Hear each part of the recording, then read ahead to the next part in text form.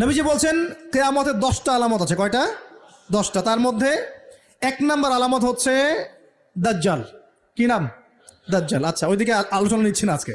2 নম্বর হচ্ছে ইয়াজুজ আর মাজুজ, এটাও অন্য লেকচারে শুনে নিন। 3 নম্বর ঈসা আলাইহিস সালামের আগমন। 4 নম্বর দাব্বাতুল আরদ, জমিন থেকে প্রাণী বের হবে। 5 নম্বর ইয়েমেন থেকে আগুন বের হবে, ইয়েমেন থেকে আগুন বের হবে। 6 নম্বর দুখান, ধোঁয়া, ধোঁয়া দিয়ে পৃথিবী ছেয়ে যাবে। 7 নম্বর, 8 নম্বর, 9 নম্বর, এগুলো হচ্ছে 3টা বড় বড় ভূমিকম্প, ভূমিধস, যেটা হবে একটা পৃথিবীর পূর্বে, একটা পশ্চিমে, একটা মাঝখানে।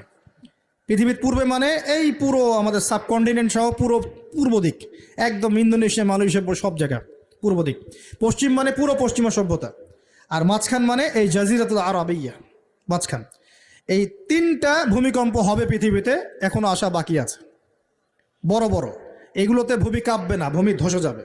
কি হবে? নবীর কথা কি ভুল হবে?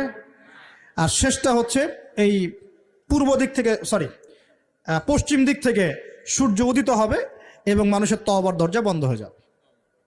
তওবা করে লাভ নাই। এই 10টা বড় বড় মধ্যে 3টা পেয়েছেন ভূমিকম্প।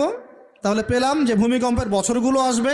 আরও পেলাম কি বড় বড় 3টা হবে, পূর্বে একটা, পশ্চিমে একটা, মাঝখানে একটা। আর কোন পাপের কারণে হবে সেটা কিন্তু অন্য আয়াতগুলোতে আমরা দেখলাম। আচ্ছা, সামনে আসেন। আবার নবীজি বলছেন দাজ্জাল যখন মানুষের রূপে বের হবে তখন সে সব জায়গায় বিচরণ করতে পারবে, কিন্তু মক্কা মদিনায় ঢুকতে পারবে না। ঠিক আছে? তো সলফে সালেহিন তারা বলছেন যে দাজ্জাল সব জায়গায় ভ্রমণ করবে, এটা এও ব্যাখ্যা হতে পারে যে সে নিজে সব জায়গায় যাবে না, বরং তার অনুসারীরা বিভিন্ন জায়গায় আধিপত্য বিস্তার করবে। এই ব্যাখ্যা যৌক্তিক তো? যৌক্তিক ব্যাখ্যা।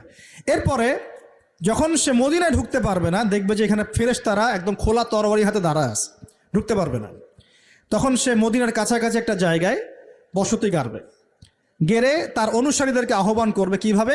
সে, আল্লাহ পাক তো তাকে কিছু ক্ষমতা দিবেন পরীক্ষা করার জন্য।